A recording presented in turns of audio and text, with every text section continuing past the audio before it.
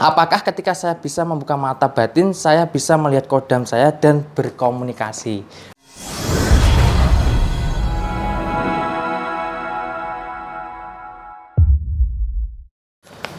Ya, Assalamualaikum warahmatullahi wabarakatuh dan salam sejahtera buat sedulurku semuanya dimanapun Anda berada, yang ada di Jawa, luar Jawa, ataupun di luar negeri. Semoga Anda selalu dalam rahmatan Allah Subhanahu wa Ta'ala. Amin, amin ya Rabbal 'Alamin. Baik sedulur semuanya, di sini ya saya akan menjawab ya, membahas ya, tanya jawab soal mata batin, dimana sering sekali beberapa klien saya yang bertanya tentang mata batin dan kurang paham tentang apa itu mata batin, sehingga salah dalam mengartikannya. Nah, di sini saya sudah merangkum beberapa atau sebagian dari pertanyaan sedulur-sedulur semuanya yang sudah menghubungi saya.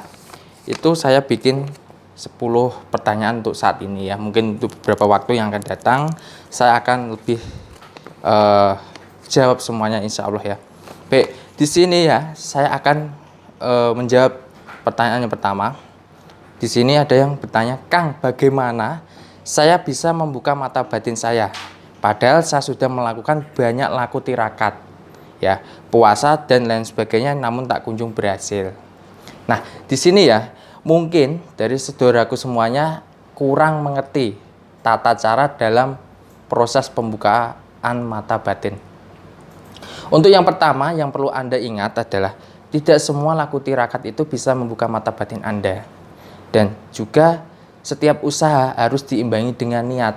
Mungkin Anda sudah melakukan laku tirakat tapi niat Anda hanya bermain-main atau hanya iseng. Maka itu akan mempengaruhi suatu keberhasilan untuk Anda membuka mata batin. Ya, mungkin itu bisa dipahami jikalau Anda sudah melakukan beberapa tirakat, puasa, meditasi ataupun ritual, namun kok gagal, yaitu dikarenakan Anda tidak paham tata caranya. Nah, di sini saya akan menjawab pertanyaan kedua. Kang, bukankah seseorang yang sudah terbuka mata batinnya tidak bisa ditutup kembali? Nah, ini yang perlu saya pertegas ya. Mungkin karena Anda sering melihat beberapa konten-konten atau sebuah informasi melalui media sosial atau internet yang di situ menjelaskan bahwa seseorang yang membuka mata batinnya tidak akan bisa ditutup kembali. Apakah benar seperti itu?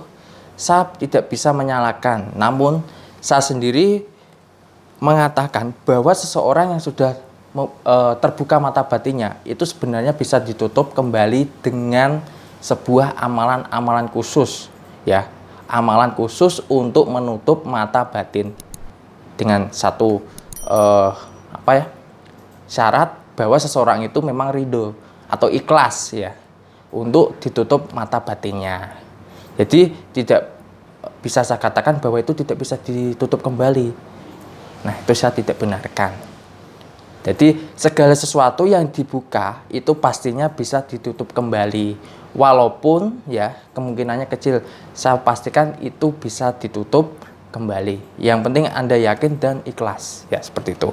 Dan untuk pertanyaan yang ketiga, Kang, saya ingin membuka mata batin saya, namun saya takut bertemu dengan setan. Nah, di sini yang saya bilang karena banyak yang cuma ingin sekedar tahu saja ya.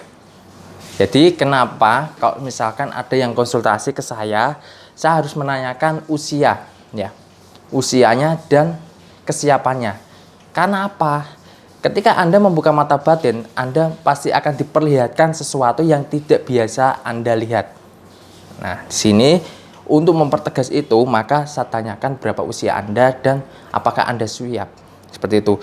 Jadi, ketika Anda ingin membuka mata batin namun Anda takut jika melihat dengan setan, maka persiapkanlah diri Anda terlebih dahulu. Ya. Yang pertama, siapkan niat Anda. Memang Anda niat. Yang kedua, Anda kuatkan iman Anda ya. Caranya apa? Dengan kita memperbaiki kewajiban kita sebagai umat muslim dengan sholat ya, mendekatkan diri kepada Allah Subhanahu wa Ta'ala dan selalu berpikir positif bahwa jin dan segala macamnya itu lebih rendah ya. Kita lebih tinggi derajatnya. Pahami seperti itu, maka Anda akan menghilang rasa ketakutan Anda ya. Yang untuk yang keempat, Apakah ketika saya bisa membuka mata batin, saya bisa melihat kodam saya dan berkomunikasi? Baik, ini yang pertanyaan yang sering dilontarkan ke saya atau yang sering ditanyakan saya pada saat konsultasi. Jadi banyak tujuan dari seseorang membuka mata batin itu karena ingin melihat kodamnya atau pendampingnya. Lalu apakah bisa? Insya Allah bisa. Karena kodam itu kan sebuah bisa dikatakan adalah jin ya, atau pendamping. Jadi ketika Anda membuka mata batin, maka indera keenam Anda atau dikatakan kepekaan batin Anda itu secara langsung akan mulai terbuka, dan Anda akan lebih sensitif atau peka akan suatu tanda-tanda. Mungkin itu bisa lewat mimpi atau secara langsung, dan bahkan Anda bisa berkomunikasi secara langsung dengan khodam Anda. Jadi jawabannya insya Allah bisa ya. Dan untuk yang kelima, apa sih Kang manfaat kita membuka mata batin? Nah, di sini manfaat yang kita dapat dengan membuka mata batin itu sebenarnya sangat banyak sekali, dan saya mungkin tidak bisa sebutkan secara langsung ya, atau semuanya. Saya akan jawab beberapa saja. Manfaat yang akan didapat ketika seseorang membuka mata batinnya, yang pertama, semakin mendekatkan dirinya kepada Allah Subhanahu wa taala, memperkuat imannya atau menambah keimanan. Ya, menambah keimanannya. Terus lebih tajam inderanya ya, lebih peka akan suatu kejadian-kejadian yang akan terjadi. Terus bisa melihat makhluk halus atau bisa berinteraksi dengan khodamnya, dan mampu melihat ya niatan ya seseorang yang berniat buruk kepada Anda. Nah, itu beberapa contoh. Namun sebenarnya masih banyak lagi. Jadi bukan hanya dengan membuka mata batin ya, bukan hanya dengan membuka mata batin hanya bisa untuk melihat dan berkomunikasi dengan khodam. Jadi itu salah. Sebenarnya banyak sekali manfaat dari orang yang membuka mata batinnya. Jadi perlu diingat bahwa tidak hanya untuk bisa berkomunikasi ataupun melihat khodamnya ya, seperti itu. Ya, untuk yang keenam, lalu apakah dengan membuka mata batin saya bisa melihat orang-orang yang berniat buruk pada saya dan keluarga saya? Nah, itu adalah salah satu keuntungan ya. Dengan kita membuka mata batin, maka kita bisa melihat niatan buruk seseorang. Contohnya, mungkin ada tetangga atau orang yang tidak suka dengan Anda ataupun keluarga Anda dan berniat untuk mencelakai Anda. Lewat apa? Mungkin dengan lewat sihir, guna-guna ataupun santet. Nah, dengan Anda bisa membuka mata batin, insya Allah Anda akan tahu niatan orang tersebut dan Anda bisa mengantisipasinya sehingga tidak terjadi hal yang buruk menimpa Anda. Ya, sini akan saya jawab lagi ya untuk pertanyaan yang ketujuh. Kang, saya ingin bisa membuka mata batin. Nah, namun tanpa efek samping dan pantangan. Apakah ada? Nah, di sini ya, ini ada pertanyaan yang sering saya dapat juga dari beberapa klien saya. Mereka ingin bisa membuka mata batin yang tanpa ada resiko. Karena mereka melihat beberapa dari orang yang membuka mata batinnya itu sangat beresiko sekali. Ada pantangannya atau ada hal yang tidak boleh dilakukan. Nah, di sini ya saya menyarankan untuk saudaraku semuanya yang ingin membuka mata batinnya jangan sampai salah ambil jalur. Nah, kenapa saya katakan seperti itu? Karena banyak sekali yang salah jalur yang sehingga menjerumuskan ke dalam dosa. Bukannya akan bermanfaat untuk kebaikan, tapi justru menjerumuskan ke dalam dosa. Nah, di sini saya membuat ya secara khusus sarana untuk membuka mata batin tanpa resiko, tanpa efek samping, dan insya Allah aman dan praktis. Dan perlu diingat tanpa ada unsur syirik. Caranya dengan apa? Dengan melalui tasbih khusus yang saya beri nama tasbih mata batin.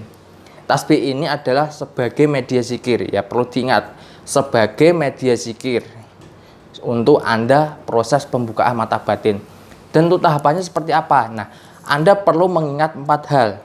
Yang pertama, Anda harus niat. niat, yang kedua yakin, yang ketiga karena Allah. Nah, ketika Anda sudah memperkuat ketiganya itu, barulah ya Anda mengimbanginya dengan sarana spiritual dari saya berupa tasbih mata batin. Tasbih mata batin ini adalah tasbih khusus yang sudah saya doakan dan tirakati, sehingga energinya langsung bisa Anda rasakan dan manfaatnya pun langsung bisa terasa. Nah, jadi bagi Anda yang ingin membuka mata batinnya tanpa resiko, maka saya sarankan Anda bisa gunakan tasbih mata batin dari saya. Insya Allah aman. Jikalau ada yang ingin ditanyakan atau kurang paham, nanti bisa saya bimbing secara langsung. Nah, saya akan jawab pertanyaan yang selanjutnya ya. Kang, saya sering kali melihat banyak orang yang sakit karena kesurupan ataupun diguna-guna ya. Apakah saya bisa membantu mereka dan membuka mata batin saya seperti itu? Baik, seperti yang saya katakan di awal ya, dengan seseorang membuka mata batin bukan hanya melihat kodam ataupun bisa berkomunikasi. Bahkan ya, orang yang sudah bisa membuka mata batinnya bisa mengusir jin ataupun setan yang merasuk di dalam diri seseorang. Contohnya adalah orang yang kesurupan ataupun orang yang menerima gangguan sihir ataupun santet dan lain sebagainya. Maka dia akan bisa menyembuhkannya. Seperti itu. Jadi itulah keistimewaan seseorang yang bisa membuka mata batin. Selain mempertajam, menambah keimanan, juga bisa menyembuhkan ataupun berinteraksi dengan makhluk halus. Nah, untuk pertanyaan yang selanjutnya, benarkah orang yang sudah terbuka mata batinnya bisa melihat kejadian yang akan terjadi? Saya katakan bisa. Karena orang yang sudah terbuka mata batinnya adalah orang yang terpilih, di mana dia memiliki amanah untuk selalu memberikan pertolongan buat orang lain ya.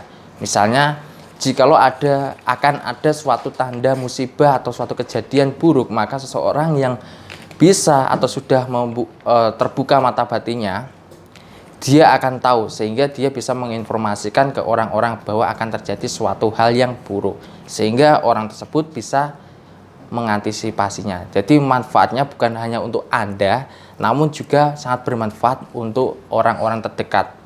Jadi manfaatnya sangat banyak sekali. Dan untuk pertanyaan terakhir ya, ini apa saja tanda-tanda seseorang yang sudah mulai terbuka mata batinnya? Baik, ini bagus sekali ya pertanyaan dari saudara kita ya, yang bertanya apa saja tanda-tanda orang yang sudah terbuka mata batinnya. Untuk tanda-tanda yang pertama, biasanya orang tersebut akan selalu bermimpi tentang akan adanya suatu kejadian-kejadian, firasat-firasat, atau bahkan ketika dia sedang duduk sendiri, maka secara tidak langsung dia melihat ya suatu kejadian itu akan terjadi ya. Misalnya seperti ini, Anda pernah berjalan atau pernah nongkrong ya, tiba-tiba Anda teringat bahwa saya kok pernah